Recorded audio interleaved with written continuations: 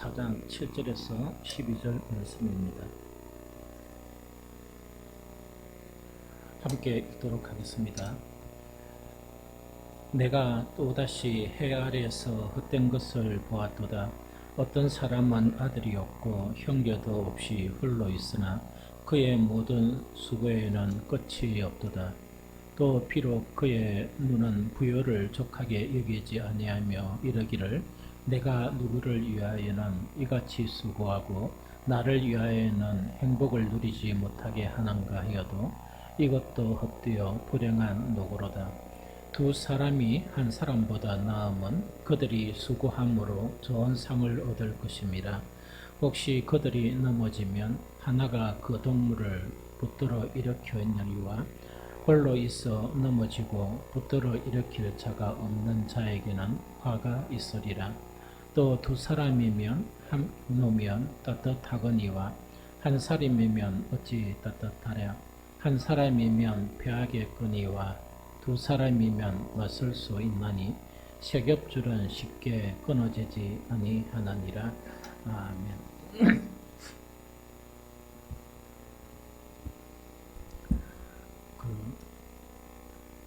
이 그리스도인이 어떤 사람인가? 나는 이거는 신앙생활 오래 한 사람들에게는 들리기를 참 우매한 그러한 질문이다 하는 그런 생각을 하기 쉽습니다. 그러나 그리스도인이 어떤 사람인가 하는 이 질문은 우리가 주님이 우리를 부르실 때까지 끊임없이 우리가 우리 스스로에게 이렇게 해야 될 질문이고, 또한 우리 스스로에게 끊임없이 답변을 해 나가는 그런 과정이 이 믿음의 그런 과정이다 하는 그런 부분이죠. 그리스도인이 어떤 사람이냐 하는 이것을 알아야 우리는 승리할 수 있는 그런 믿음을 가질 수 있습니다. 그런데 우리가 나름대로 신앙생활 참 잘하고 나는 꽤 열심히 신앙생활 했다 이러는데 우리의 정체성을 잃어버리면 그 모든 수고가 그 것으로 돌아가 버린다 하는 그 이야기죠. 그래서 만약 이 휴거가 있다면 우리는 그 휴거에 속하지를 못합니다. 그리고 우리가 주님 앞에 만나게 되면 우리가 할애했던 신앙의 경력들을 주님 앞에 말한다 할지라도 주님은 대답은 없냐니까 나는 네가 누구인지 알지를 못하겠노라 하는 그런 대답을 받을 수밖에 없거든요. 그래서 우리는 정말 어떤 사람인가 하는 그 정체성을 잊지 말고 그걸 꼭 붙들고 주님이 부르시는 그날까지 세상이 어떻게 바뀌고 또 교회가 얼마큼 순환을 받든지 관계없이 우리는 그것을 붙들고 살아야 우리는 승리할 수 있는 그런 믿음이 되어진다 하는 그 이야기죠. 성경에서 그리스도인이 누구인가 하는 것은 최소한 세 가지의 대답을 우리에게 주고 있습니다. 그래서 이 세 가지의 대답은 끊임없이 우리가 회의감이 될 때나 끊임없이 정말 이렇게 세상살이가 힘들고 또 그리스도인들로 살아가기가 힘들 때 우리는 스스로에게 그런 질문을 해야 됩니다. 그리스도인은 누구인가 하면서 우리는 스스로에게 그 대답을 하면서 우리 함께 이렇게 승리를 해 나가야 한다 하는 거예요. 성경에서 제일 첫 번째 말하는 그리스도인이 누구있냐 하는 것은 나그네다 이렇게 답변을 주고 있습니다. 그래서 빌립보서 3장 20절에 보면 그러나 우리의 시민권은 하늘에 있는지라 거기로부터 구원하는 자 곧 주 예수 그리스도를 기다리노니 하는 이 말씀입니다. 우리가 그리스도인이 된 순간부터 우리는 국적이 바뀌어버리고 시민권이 바뀌어버렸습니다. 그래서 우리는 다 이중 국적을 소유하고 있습니다. 하나는 잠깐의 국적은 대한민국의 주민등록증을 가지고 있는 그 국적을 소유하고 있지만 이 참 험한 일이거든요. 이거 그 사람이 죽게 되면 그것이 필요 없는 거예요. 그런데 영원한 하나의 시민권은 어떤 시민권인가? 우리는 이 땅이 아니고 하늘의 시민권을 가진 사람이다 하는 거죠. 그래서 이 그리스도인들은 이 세상을 살아가면서 이 세상을 본국처럼 살아가면 그는 그리스도인의 정체성을 잃어버립니다. 그래서 우리는 뭐냐? 나그네처럼 살아가야 됩니다. 그런데 문제는 뭔가 하니까 성경에 우리가 그리스도인들을 표현한 그런 모든 표현들이 실질적인 영적인 표현 자체가 없는 거예요. 그래서 이 나라를 비유해가지고 표현해요. 그래서 나그네를 표현합니다. 그런데 이 세상의 나그네하고 우리 그리스도인들에게 불러준 나그네 있죠. 이거는 이 세상의 나그네하고 같은 성격도 있습니다. 유사한 성격도 있지만 핵심적으로 다른 성격을 가지고 있다 하는 그거를 이야기해야 되거든요. 그거를 이해 못하면 막 나는 나그네로 살았습니다 주님 이래도 나는 네가 나그네로 산 것을 한 번도 보지 못했다 이런 대답을 들을 수가 있다는 이야기죠. 이 세상의 나그네와 우리가 이 그리스도인들이 나그네를 하는 것은 외로움이나 이질감이나 이런 것들은 동일해요. 그것은 동일한데 한 가지 딱 구별해야 할 것은 뭐냐? 동화될 수 없는 나그네다. 그것을 영적인 나그네다. 이렇게 우리는 봅니다. 이거는 뭐냐니까 요즘 우리 TV에 보면은 거의 TV 그런 오락 프로그램이나 이런 데 보면 그 외국인들이 등장하는데 어떤 데는 단어 구사가요 우리보다 훨씬 많습니다. 그 다음에 한국 연예인들이나 뭐 이렇게 유명한 사람들하고 퀴즈 게임 하죠. 그 러시아 여성 한 분은 우리 모든 그 언어나 이 우리 모든 사회에 대한 지식 자체가 엄청 똑똑합니다. 또 그것뿐만 아니고 그 영감님 두 분은 이름은 잘 모르겠지만 앉아서 하는데 이 붙이 나면 우리 국사에 놓는 우리가 모르는 것들이 있죠. 그것까지 다 아는 거예요. 이래가지고 우리가 그분들을 또 보면 모양은 참 다른데 저 사람들은 한국 사람인 것 같다. 이질감을 느끼지 못해요. 왜? 언어 구사가 완벽하고 우리가 먹는 김치는 더 매운 김치를 먹게 되고 우리가 못 먹는 뭡니까? 매운 음식도 척척 먹어가면서 일하는 것 보면 완전한 한국 사람인 것 같다 하는 생각이 들어요. 또 사는 데도 또 보면 한국 그런 집에서 이렇게 사는 건 서로 즐겁게 살아가는데 그것이 뭐냐? 잘 동화가 되었다 하는 거예요. 그래서 이 세상 나그네는 그가 여행을 가든지 뭐 단기간 체류를 하든지 안 그러면 오랜 기간 동안 체류를 할 때 가장 필수적인 것이 뭐냐? 이 문화 충격 자체를 빨리 벗어나가지고 그 문화와 이렇게 동화되는 거 있죠. 이것이 필수적이고 이것이 훌륭한 그런 나그네이다 하는 그 이야기죠. 그런데 영적인 나그네인 우리들은 이 세상과 동화되어 버리면 끝이 나고 이 세상과 동화되어 버린다 하면 그때부터 생명을 잃어버린다 하는 거죠. 그래서 이것 자체가 정말 이렇게 이 세상 나그네하고 차이점이다 하는 얘기죠.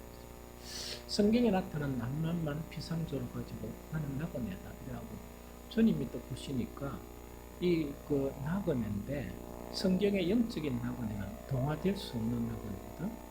그런데 동화가 더 잘 돼가지고 시컷 살고 주님 나는 나그네로 살았습니다 이렇게 이야기하면 나는 네가 나그네로 산 것을 보지 못했다 이런 대답을 들을 수 있어요. 그래서 이 성경은 나그네에 대해서 이 동화될 수 없는 두 가지 영역을 딱 우리에게 명시를 하고 있습니다. 그 한 가지가 베드로전서 2장 11절인데 같이 읽어보도록 합니다. 자, 시작. 사랑하는 자들아 거류민과 나그네 같은 너희를 권하노니 영혼을 구스려 싸우는 육체의 정욕을 제어하라 하는 요 이야기입니다. 한 가지는 뭔가니까 참 아이러니하게도 이 세상에 나그네는 태생 자체가 다른 나라에 나거든요. 다른 나라에 나가지고 우리나라 오든지 우리나라에 살다가 다른 나라에 가든지 이런데 우리는 태생 자체가 같이 육으로 났습니다. 육으로 나가지고 믿음으로 시민권을 다 얻다 보니까 뭡니까? 천국 시민권을 가진 거예요. 그러면은 뭐냐니까 육으로 났는데 이 육 자체는 뭐냐? 시민권을 상실하게 하는 가장 중요한 것이 이 육으로 사는 거예요. 그래서 육신으로 져버리면 더 이상 나그네가 아닙니다. 더 이상 그리스도인이 이렇게 살아야 이 우리 정말 영적인 그런 나그네가 아니라는 거예요. 그래서 베드로전서 2장 11절에는 그 사랑하는 자들아 그르민과 나그네 너희가 나그네인데 이 강하게 권하는 것이 뭐냐? 영적인 나그네 넌 어떻게 살아야 되느냐? 영혼을 거스려 싸우는 육체의 정욕을 제어하면서 살아가야 되는 것이 나그네다. 첫 번째로 뭐냐? 육체의 정욕과 공유할 수 없습니다. 그래서 세상의 모든 사람들이 육체의 정욕으로 살아가죠. 그런데 거기 동화되어 버리면 우리는 그리스도인의 지위를 잃어버립니다. 그것이 성경에 가르치는 바이다 하는 얘기입니다. 오늘날 교회가 힘이 없는 거다. 오늘날 그리스도인들이 세상에 빛이 못 되는 가닥이 뭐냐니까 바로 이것에서 실패를 한 거예요. 그래서 나그네라는 것은 뭐냐? 단지 몇 가지 것만 가지고 나그네를 주장하는 거예요. 나는 너희들이 안 하는 기도한다. 나는 너희들이 안 하는 뭐라고? 예배 참석한다. 나는 너희들이 아까워하는 이 돈을 나는 이 주님께 드린다. 하는 이 세 가지 가지고만 뭐냐? 나는 나그네다. 이렇게 주장하는데 그 주장은 충분한 주장이 되지 못합니다. 우리 영적인 나그네는 뭐냐? 육신과 싸워야 해요. 육신 자체가 동화되어져 버리면 더 이상 나그네의 지위를 잃어버리고 그리스도인의 지위를 잃어버린다 하는 그 이야기죠. 그래서 나그네는 동화될 수 없는 첫 번째 하나가 육체의 정욕이에요. 두 번째 동화될 수 없는 것이 또한 세상이에요. 참 이게 아이러니하죠. 우리는 세상에 서는데 세상과 동화되어 버리면 끝나버립니다. 그래서 요한일서 2장 15절 16절은 어떻게 이야기하는가? 이 세상이나 세상에 있는 것들을 사랑하지 말라. 누구든지 세상을 사랑하면 아버지의 사랑이 그 안에 있지 아니하나니 이는 세상에 있는 모든 것이 육신의 정욕과 안목의 정욕과 이 생의 자랑이니 다 아버지께로부터 온 것이 아니요 세상으로부터 온 것이라 하는 이걸 얘기합니다. 그래서 우리 영적인 나그네 이런 어떤 것이 나그네인가? 육체와 육과 동화될 수 없는 나그네이고 또 한 가지는 이 세상과 동화될 수 없는 그런 나그네다. 이것이 뭐냐? 그리스도인들에게 붙여진 나그네다 하는 거 이야기입니다. 그래서 막 이런 신앙생활 열심히 했는데 이 두 가지에 동화가 되어버리면 주님 앞에 설 때 나는 주님을 믿고 살았다 하는 그 믿음을 주장할 근거가 사라졌다. 그래서 우리 사랑하는 성도들은 우리는 정말 예수님께서 십자가에 못 박히면서 우리를 구원을 하기 위해서 십자가에 달리셨거든요. 그러면은 무엇로부터 우리를 이렇게 결별하게 만드느냐? 구원을 위해서. 하나는 육체로부터, 하나는 이 세상으로부터. 그래서 이것과 동화가 되어지게 되면 그리스도인들은 그리스도인들의 그런 지위를 잃어버리게 된다 하는 것을 알아야 됩니다. 그래서 여러분들의 친구나 동료나 아무리 신앙생활 오래 한 사람이라도 그것이 10명이든 20명이든 여러분들 옆에 있어가 세상에 동화되고 육체로 살아가는 그리스도인들은 멀리해야 합니다. 그들과 같이 갔다가는 같이 이 구원을 잃어버릴 확률이 힘이 많습니다. 왜냐니까 그리스도인의 지위를 잃어버리니까. 그래서 여러분들은 영적인 나그네가 되시고 육체와 동화되지 않고 세상과 동화될 수 없는 나그네로 살아가시기를 예수 그리스도 이름으로 축복합니다. 그러면 이런 나그네가 되죠. 그래서 이런 나그네가 되면서 이 나그네가 된 정체성 두 번째가 우리에게 딱 있는 거예요. 그러면 나그네가 철저히 돼야 되는데 이 나그네가 되려니까 우리 그리스도인들은 뭐 하는 사람이냐? 두 번째가 싸우는 사람이에요. 싸우는 사람이에요. 싸움 싫죠. 그런데 그리스도인은 죽을 때까지 싸워야 됩니다. 그래서 우리는 이 싸움을 멈춰버리면 이미 이 믿음을 상실해버리는 자예요. 그래서 우리는 싸움을 싸워야 합니다. 그래서 이 바울은 마지막 죽으면서 유언과 같은 고백을 누구한테 하는가?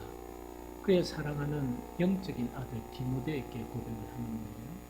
하면서 디모데후서 4장 7절에 뭐냐? 내가 그리스도인이 된 후 내가 어떻게 살아났냐? 하는 것을 두 가지로 요약합니다. 나는 선한 싸움을 싸우고 나의 달려갈 길을 마치고 내 믿음을 지켰다. 나는 선한 싸움을 싸우고 달려갈 길을 이제 죽으니까 마치겠죠. 마치고 뭐를 지켰다? 내 믿음을 지켰다 하는 이야기입니다. 싸움을 멈추면 믿음을 잃어버립니다. 싸움을 멈추면 믿음을 잃어버립니다. 여러분들 예배 참석하는 것으로 여러분들이 이 세상 살아가면서 필요한 것이 있어 하나님께 기도하는 것으로 여러분들이 정말 소중하게 생각하는 돈을 정말 헌금으로 하나님께 드리는 것으로 그리스도인이 되었다. 또 그리스도인으로 살아간다 생각하면 그거는 오해입니다. 그리스도인들은 그것은 상식적인 것이니까 필수적으로 해야 되는 부분이고 뭘 해야 되는가? 우리는 싸워야 한다 하는 그 이야기죠. 바울은 내가 그렇게 싸움을 싸웠기 때문에 사랑하는 영적인 그런 제자인 디모데에게 무엇을 권면하는가? 디모데전서 6장 12절 믿음의 선한 싸움을 싸우라. 영생을 취하라.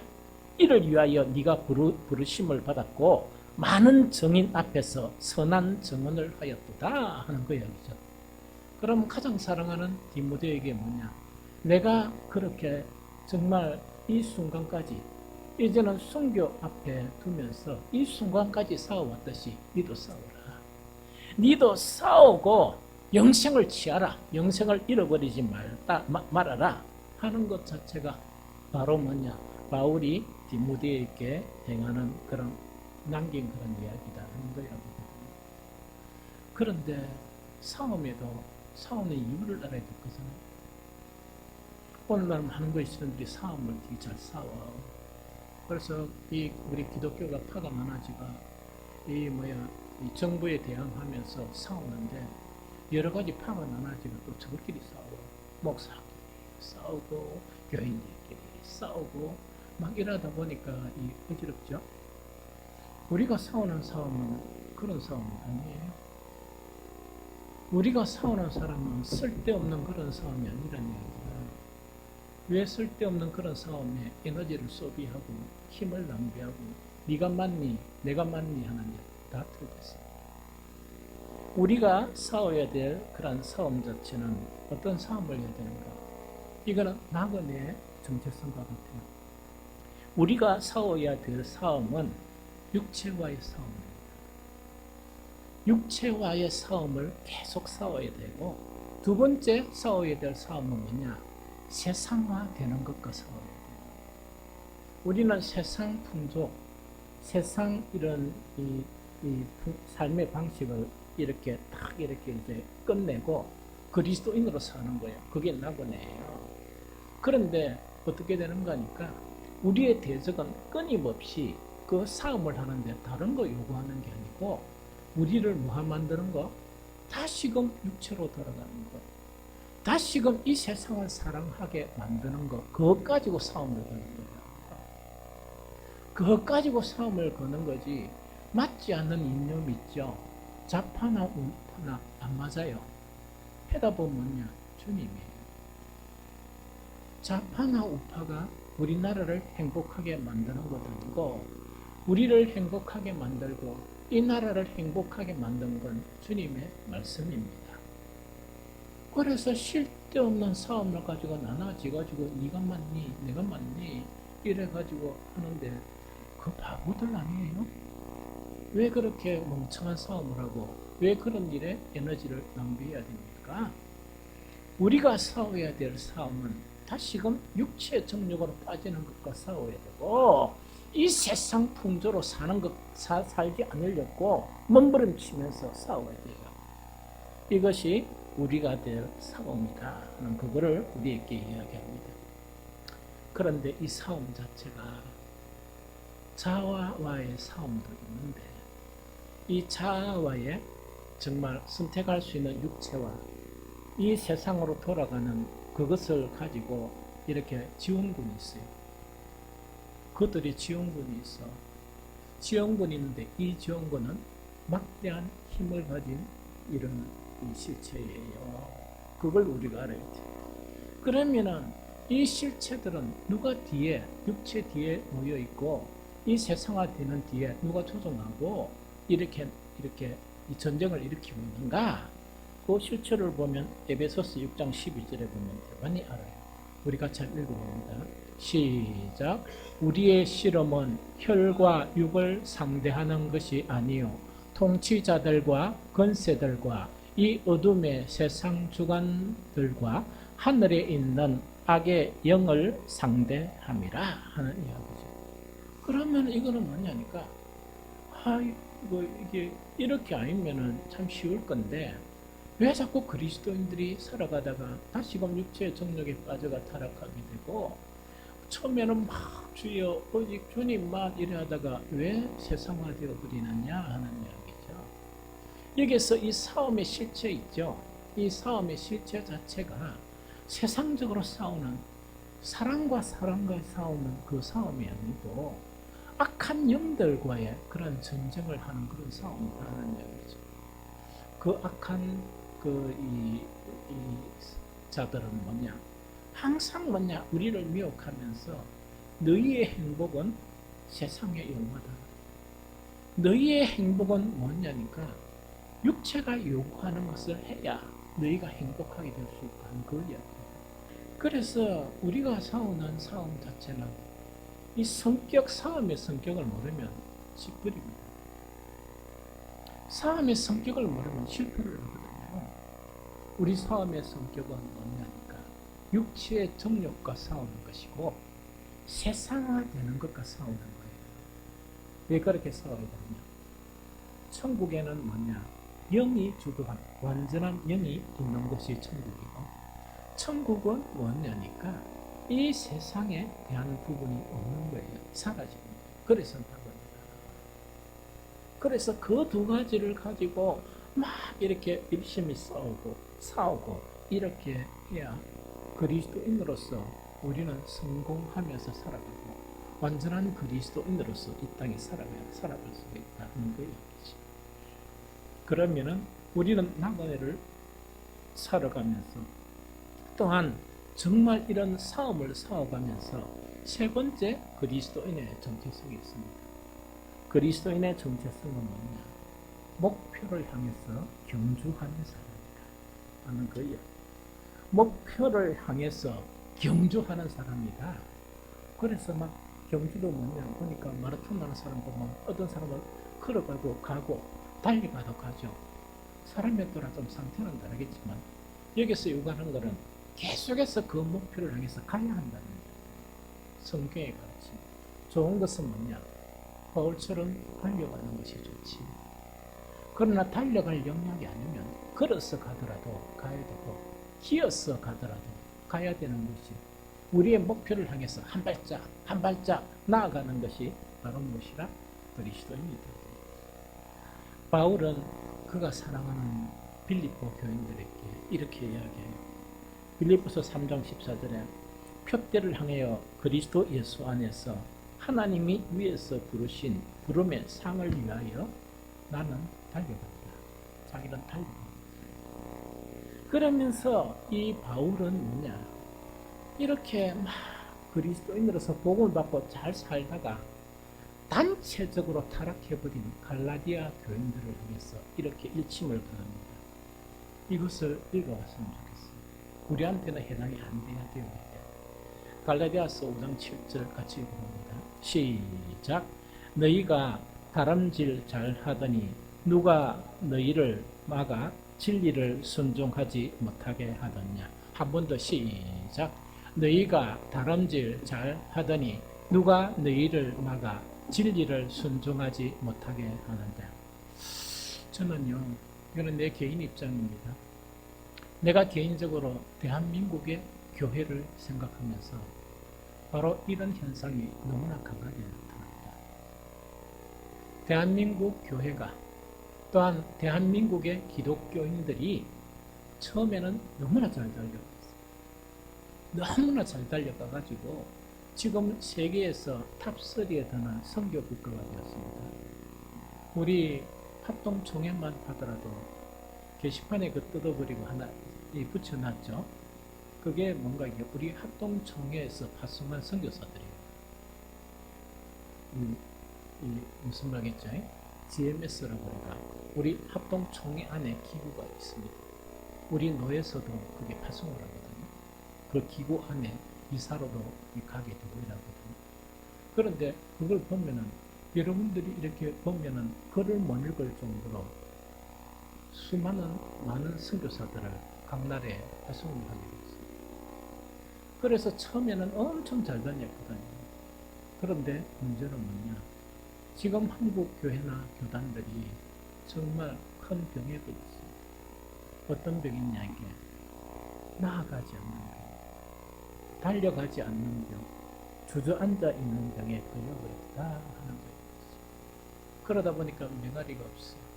선교도 메가리가 없고 한국 교회들은 한국에서 이 세상을 향해서 영향력을 상실해버렸습니다.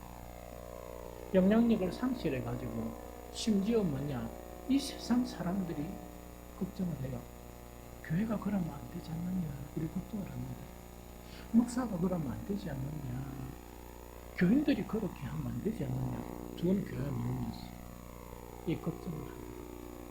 그래서 이것이 뭔가니까 이 그리스도인의 정체성 중에 또 하나의 목표를 향해서 나아가야 되는데 이런 묶음은 좀 기스라도 가야 되는데 기지도 않고 그 자리에 머물러 있다 하는 이것이 우리가 걸린 큰 병이다 하는 것이. 여기서 목표를 향해서 나간다면 나는 목표가 있습니다. 오늘날 많은 그리스도인들이 그럴 거예요. 그러면서 주님, 나는 목표를 향해서 달려왔어요. 이렇게 하면 나는 네가 달려가는 걸 한두 번 못 봤고 길어서도 가야 되는데 네가 기는 것도 못 봤다. 이런 이야기 들으면 이 참 애매하겠죠. 그래서 주님, 제가 얼마나 열심히 했는데요. 이야기도 그죠? 열심도 지식이 없으면 그거는 아무 의미가 없어요. 바울이 유대인들 자기 동족에게는 우리의 동족은 하나님 앞에 열심히 있었으나 뭐가 없었어? 지식이 없었다. 지식이 없었으니까 선민으로서 버림을 당하는 거예요. 오늘날 많은 그리스도인들도 뭔가 열심히 하는데 시작되없는 열심, 의미 없는 열심, 성경을 근거로 한 열심히 하면 그것을 향해서 분주하고 그것을 향해서 열심히 하면서 나는 잘 달려왔다 이러니까 이게 뭔가 변화가 안 되죠. 이 뭔가 이렇게 일이 아니라 하나님 역사가 안 되는, 오히려 어떤 의미로 보면 열심히 하는데 돕는 분이 성령이어야 되는데 가만히 살펴보면 그 뒤에 악한 영과 연결되어 있어가지고 되게 열심히 하거든요. 그래서 때론 열심히 하면서도 뭐냐, 내가 하는 것이 뭐냐 하는 것도 잠시 멈추고 정말 자기 자신을 돌아보는 것도 필요한 것이다 하는 그 이야기죠. 우리가 나아가야 될 목표는 성경에는 딱 두 가지 중요한 목표를 이야기하고 있습니다. 한 가지는 뭐냐, 광야의 길을 가면서 가나안을 향해서 가는 그 가나안은 천국입니다. 우리가 가야 될 목표는 천국이에요. 그런데 오늘날 많은 그리스도인들은 뭐냐, 파랑새를 쫓는 그리스도인들이 절비합니다. 천국이 없어요. 그것이 우리를 우울하게 만드는 거예요. 뭔가에 속아가지고 열심히 뭔가 하는데 이거는 뭐냐니까 열심히 하는 것이 복음을 더 방해하고 주님을 더 해치는 그런 열심을 하는 거야. 그런 양반이 가나안인 천국에 들어갈 수 있을까? 지만 그렇게 하면 몰라도 주변에 있는 사람들에게 뭐냐 이렇게 열심히 하자 하면서 열심히 가고 있는데 성경에서 이야기하는 목표가 아니야. 가나안이 아니라 천국이 아니라 우리가 가야 되는 목표는 천국이에요. 그래서 힘 있는 자는 달려가야 되고 힘 없는 자는 걸어가야 되고 몸이 아픈 자는 기어서라도 우리는 천국을 향해서 매일매일 한 발짝씩 나아가야 되는 것이 뭐냐? 그리스도인이 달려갈 목표입니다. 여러분들은 천국을 향해서 가고 있습니까?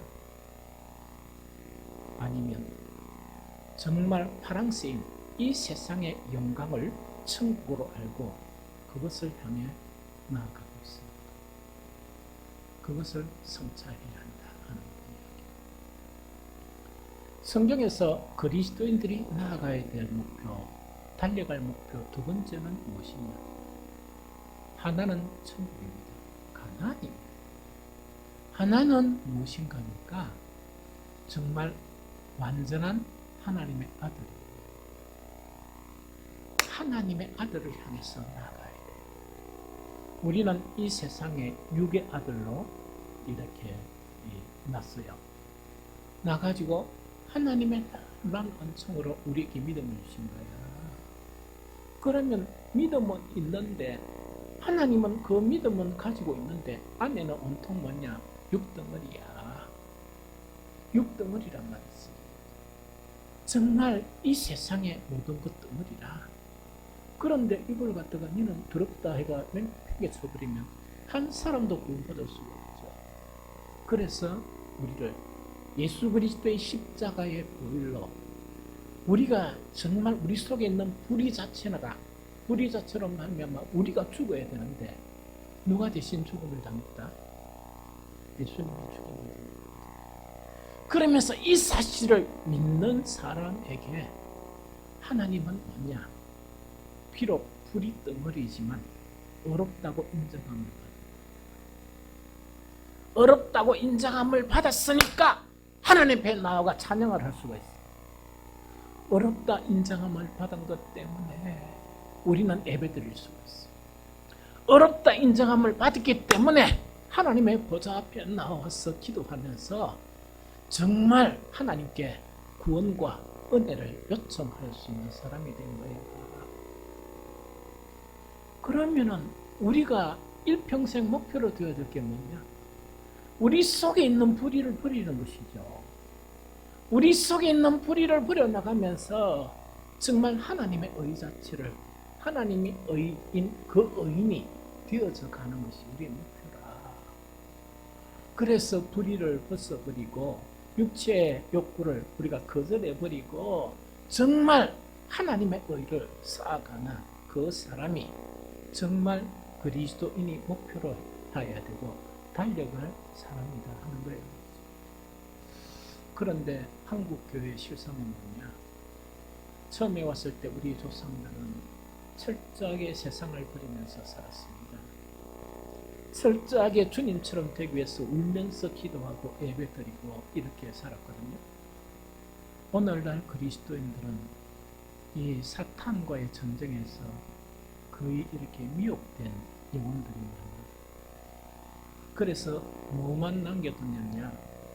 열심히 주일날 교회 가는 것만 남겨두고 기도하는 건 남겨두고 헌금 드리는 건 남겨두는데 무엇을 이렇게 사탄은 못하게 했느냐? 불의를 보여야 하나님의 아들이 되지. 예수님의 장성한 분량까지 나아가는 것이 우리의 그런 목표인데 장성한 분량까지 나아가는 것이 정말 그 세 가지 열심히 한다고 이렇게 장성한 분량까지 나아갑니까? 예수님의 거룩하신 것처럼 하나님의 거룩하신 것처럼 우리도 거룩을 향해서 나아가야 되죠. 하늘에 계신 우리 아버지의 의로우신 것처럼 우리도 어렵게 되는 것이 이 세상 살면서 우리가 가져야 되는 목표이지. 그런데 오늘날 뭐냐? 그리스도인들이 막 기도하고 성경 좀 읽고 이러다 보니 지혜가 좀 생겼어. 불의한데 세상 사람들보다 불의한 게 한 수 위다. 지금 정치권이나 사법권이나 지고 있는 게 뭐냐?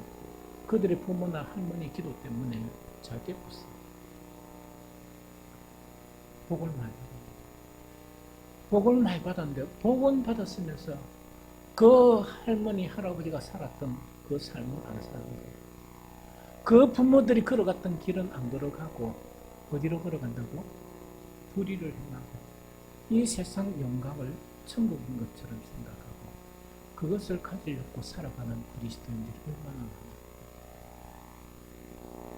그러다 보니까 참 그 사람들이 또 교회 가가지고 중직자거든.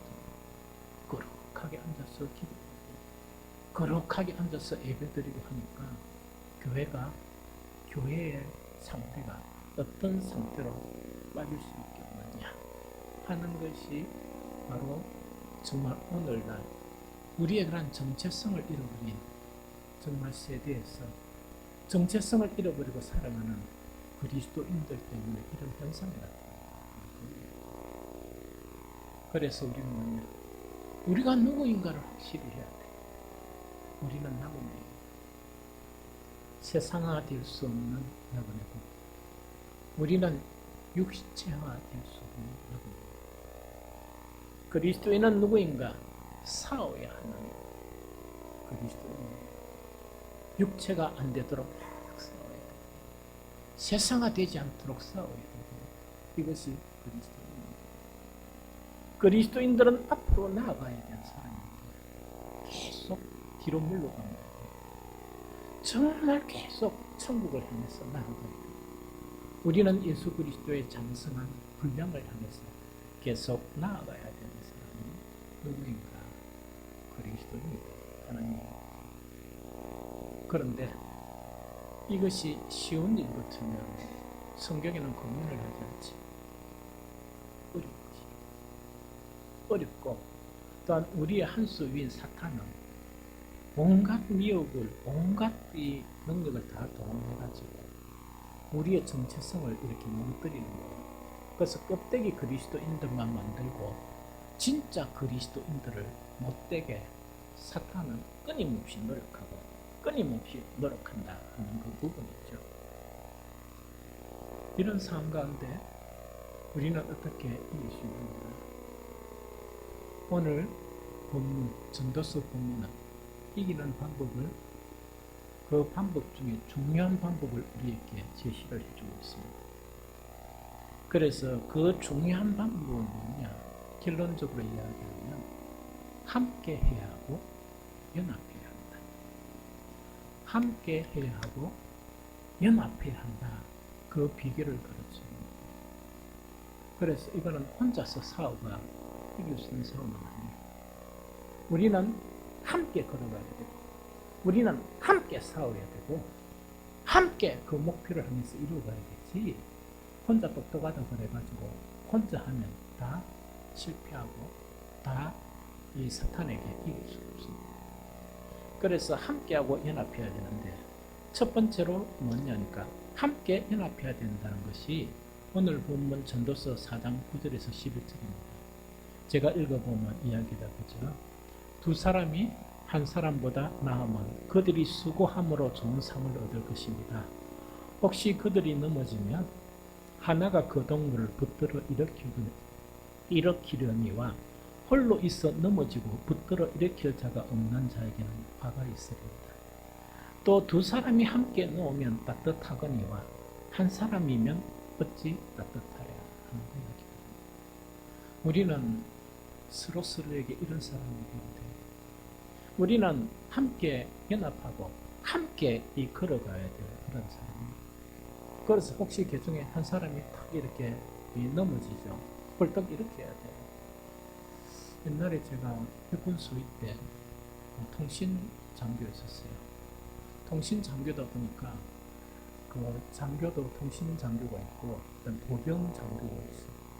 통신 장교는 보병 그 대대 안에 나는 대대급에서 있었는데 통신장교라. 그래서 통신장교는 우리 보병 그 서위들한테 뭔가 늘 한 수 아래로 치거든요. 그래서 늘 그 만나면 만나니까 수고했다 일어나고 잘 놀았나. 그래서 가장 그때 그런 취급을 받는 사람이 군의관하고 통신장교. 그래서 부산어대 나온 군의관하고 내하고 둘이서 속 친했어요. 왜? 둘 다 왕따 당했으니까. 그러니까 군인 취급을 안 하는 거야. 군인인데. 그래서 늘 하는 이야기가 잘 놀았나? 의무대 갔다 왔어? 갈 곳이 뭐라? 그 의무대 가가지고 누구 군의관 만나는 거 있다 아닙니까? 이래 만나서 서로 속았다 이래가 이제 이래 하고 제가 화가 좀 났어. 그래서 나도 군인이다 하는 거를 보여줘야 되겠다. 이래가지고 저것들이 항상 우리를 보면서 하는 게 뭐냐니까 내 국어 갔다 왔어? 내 국어 해봤냐? 이런 거 있답니까? 전부 때는 올라갔지 국어 해봤어? 이런 거 있죠. 막 놀리거든. 그래서 내가 한나간 중대장한테 이번 국어 인술은 내가 합니다 이러니까 대위인 장교가 옵니다. 최소히 마음은 알겠는데 하지 마라. 절대로 하지 마라. 쉬운 게 아니야. 그러고 병사들 앞에 네가 낙오를 하면 병사들 앞에 낙오 하잖아요. 낙오 하면 너는 제대할 때까지 아니면 그러면서 제발 하지 마. 마음은 알겠으니까 이랬습니다. 고집을 딱 해가 내가 이를 강물고 후보 인수를 했어. 근데 그 다행히도 단독군장이라는 철모 쓰고 딱 해가 총을 딱 들고 이렇게 치대야 돼. 그런데 인수라는 사람은 뭐냐 계속 하나 둘 구령을 붙여줘야 돼.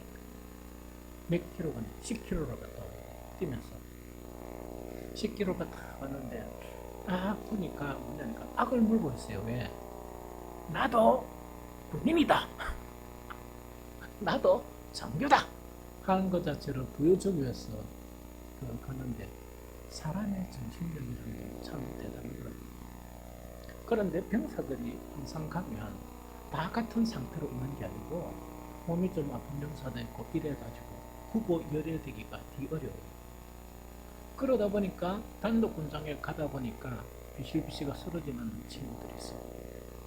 그러면 후보 인솔 때는 어떻게 되느냐? 비키라! 이래가지고 내 총도 무거운데 총 탁 짊어지고 병사총을 딱 해가지고 이래가 같이 뜁니다. 그럼 무기가 더 무겁죠? 그러면서 옆에 사람들한테 부축이 갈까? 이래가지고 이야기하죠. 그러면 인솔자가 총을 딱 맸으니까 저거 총 메고 한 사람, 두 사람이 한 사람 부축해 가는 건 좀 쉽잖아. 그래가지고 구분을 못 지었습니다. 그래서 나는 그 이후로 뭐가 됐냐? 진정한 장교다. 이 이야기를 왜 하는 거니까 함께 어떤 목표를 향해서 걸어가다 보면 항상 상태가 안 좋은 사람이 있어. 그걸 방치하면 큰일 납니다. 군대에서는 뭐냐? 다 똑같이 50명이 되었으면 50명이 돌아오는 것이 목표예요. 한 명만 못 돌아오면 그거는 전부 다 엄청 벌을 많이 받아요. 그래서 우리도 뭐냐? 우리는 그거 벌 받고 안 받고가 아니고 천국이라는 곳을 향해서 같이 가야 되잖아. 같이 가야 되니까 혼자가 안 됩니다. 아무리 달리기를 잘하고 구부를 잘하고 싸움을 잘하고 혼자가 안 돼. 우리한테는 누가 필요하다? 서로 필요한 사람. 그걸 지금 한 사람이 지칠 때는 한 사람이 이렇게 세워야 되고 우리는 함께 이렇게 가야 돼. 우리는 정말 나그네 길의 길동이다. 그래서 이런 것으로 나아가요. 좀 이해됩니까? 그래서 가장 중요한 게 뭐냐? 우리는 함께 하는 사람들인데 성경에는 뭘 이야기하느냐? 그냥 우리가 함께 하는가? 그게 아니고 성경에는 함께 할 중요한 요소를 이야기해 주고 있습니다. 그게 베드로전서 1장 22절이에요. 같이 읽습니다. 자, 시작. 너희가 진리를 순종함으로 너희 영혼을 깨끗하게 하여 거짓이 없이 형제를 사랑하기에 이르렀으니 마음으로 뜨겁게 서로 사랑하라 하는 이야기입니다. 그럼 우리 단지 이 서로의 필요에 의해서 이 동행이로서 나그네 길동무처럼 같이 해야 되는 게 아니고 우리의 관계는 어떤 관계가 되어야 된다? 뜨겁게 사랑하는 관계가 되어야 우리는 다 같이 승리할 수 있다는 그 이야기. 이건 대단히 중요합니다. 우리는 어떤 관계인가? 뜨겁게 사랑을 해야 될 그런 관계이다. 그래서 우리는 우리가 걸어가는 그 길을 이렇게 걸어가야 한다 하는 그 이야기입니다. 그래서 또 두 번째로 뭐냐? 함께 싸워야 되는 그런 관계예요.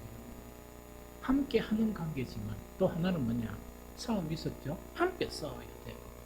전도서 4장 12절에 보면 한 사람이면 패하겠거니와 두 사람이면 맞설 수 있나니 세 겹줄은 쉽게 끊어지지 아니하느니라. 다시 읽어드릴게요. 한 사람이면 패하겠거니와 두 사람이면 맞설 수 있나니 세 겹줄은 쉽게 끊어지지 아니하느니라. 그 동물의 왕국 있죠? 왕국인지 그 제목은 잘 모르지만 그 있으면 제가 혹시 자세히 보거든요.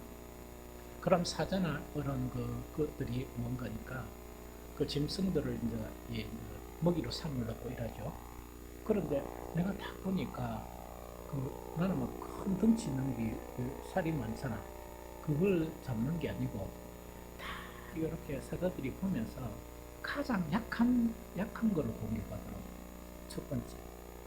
가장 약한 그 짐승을 공격하고 두 번째 공격하는 게 뭐냐? 무리에서 좀 처져 있는 약한 것을 공격해 버리는 거예요. 그래가지고 이렇게 이제 하는 거를 이제 보게 되었거든요. 사탄도 마찬가지예요. 우리가 함께 연합해가 있고 정말 이렇게 있으면 우리는 정말 이렇게 잘 견딜 수가 있어. 견딜 수가 있는데 이 홀로 이 도와줄 사람이 없으면 견딜 수가 없어. 우리의 싸움은 우리가 함께 해야 될 그런 싸움이다. 해야 될 싸움이라는 이야기입니다. 그런데 여기서도 가장 중요한 게 이 싸움을 싸워야 되죠. 싸워야 되면은 한 두 가지가 알아야 돼요.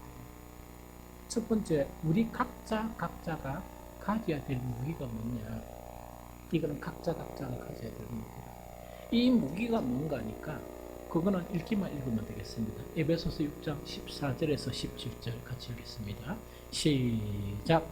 그런즉 서서 진리로 너희 허리띠를 띠고 의의 호심경을 붙이고 평안의 복음이 준비한 것으로 신을 신고 모든 것 위에 믿음의 방패를 가지고 이로써 능히 악한 자의 모든 불화살을 소멸하고 구원의 투구와 성령의 검 곧 하나님의 말씀을 가지라 하는 이야기다. 그죠?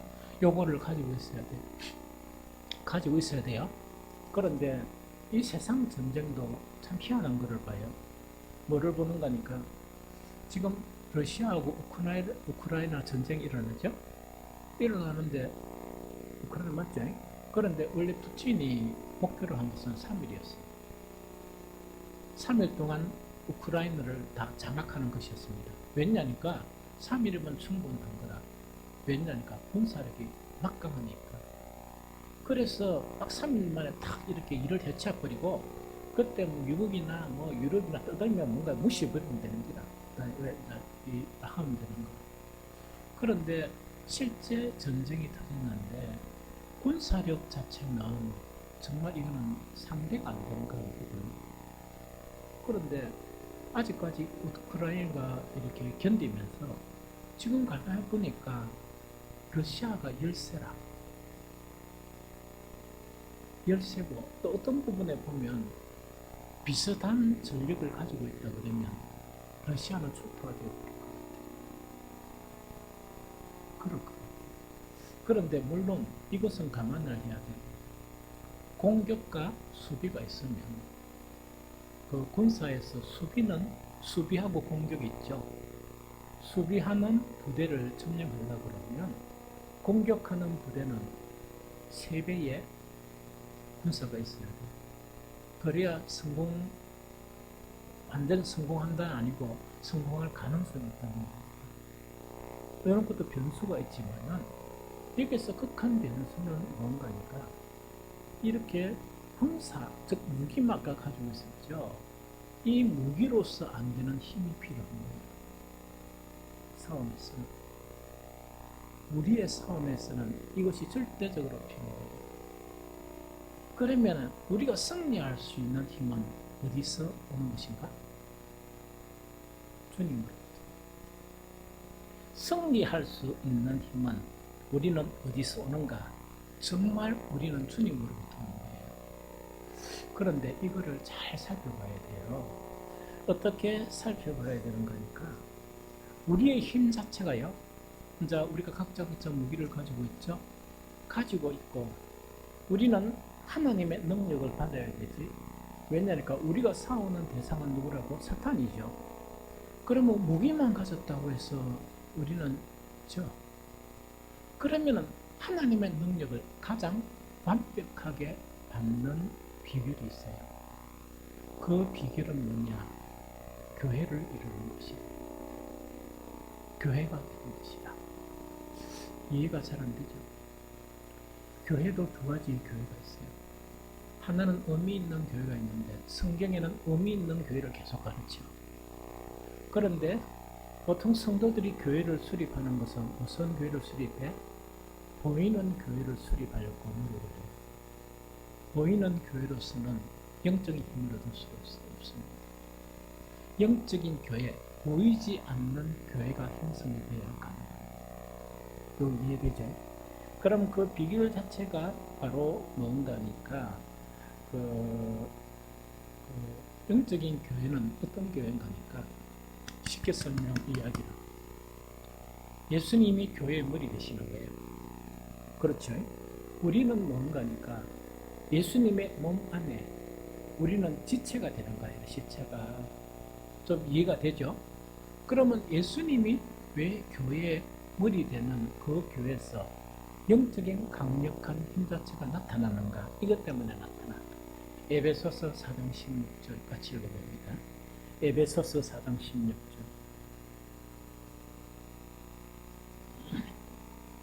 에베소서 4장 16절 함께 했습니다. 시작. 그에게서 온 몸이 각 마디를 통하여 도움을 받음으로 연결되고 결합되어 각 지체의 분량대로 역사하여 그 몸을 자라게 하며 사랑 안에서 스스로 세우느니라. 자, 이게 아주 중요한 말씀이에요. 이때 그에게서라는 것은 예수 그리스도죠. 예수님은 우리 영적인 교회에 예수님의 몸 안에 지체들이 모인, 즉 에클레시아라는 것은 구원받은 성도들이 어디에 모인다? 영적으로 예수님의 몸 안에 지체로 이렇게 서로 모이는 거예요. 이렇게 건물로서 각 몸들이 앉아있는 이거를 이야기하지 않고 이거는 보이는 교회죠. 보이지 않는 것은 영적인 교회인데 어떻게 연합되는 거니까 예수님의 몸 안에 지체로서 결속이 되고 연합이 되고 있는 거예요. 이해가 됩니까? 딱 되면 머리이신 예수 그리스도를 통해서 방금 읽은 것이 그에게서 온 몸이 각 마디마디, 이 지체들은 마디와 연결이 있죠. 그러면 마디를 통해서 그 하나님의 그런 도움으로서 도움을 받고 우리는 어떻게 되어야 돼? 결속되고 연합이 되어 있어요. 여기서 떨어지면 안 되고 마디가 막혀버리면 안 돼요. 맞습니까? 막히지 말고 머리로부터 오는 능력이나 온갖 필요한 것들이 우리 한 사람 한 사람에게까지 이게 이렇게 공급이 되어야 돼요. 요거 이해됩니까? 공급이 안 되면 큰일 나지. 러시아 전쟁에서도 쭉 이뤄왔죠. 우크라이나가 뭐냐? 이 공급하는 이 물자나 양식을 공급하는 걸 차단해버립니다. 그럼 이 양반들은 전쟁을 하니까 먹어야 되지. 탄약이나 뭐가 필요하지. 그걸 차단을 해버린 거예요. 그럼 이 사람들이 힘이 있습니까? 없습니까? 힘이 없지. 그러니까 도망가기 바쁘고 항복하기 바쁘고 이런 현상들이 일어나요.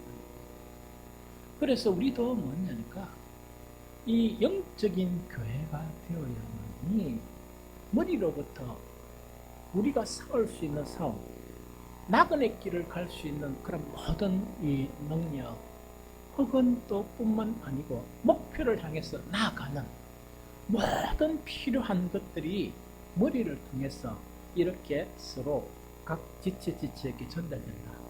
우리 모든 성도들에게 이렇게 전달되다 보니까 이 몸은 각 지체가 잘 먹고 잘 일하니까 이 유지됩니까? 그 상태로만 있습니까? 계속 커집니까?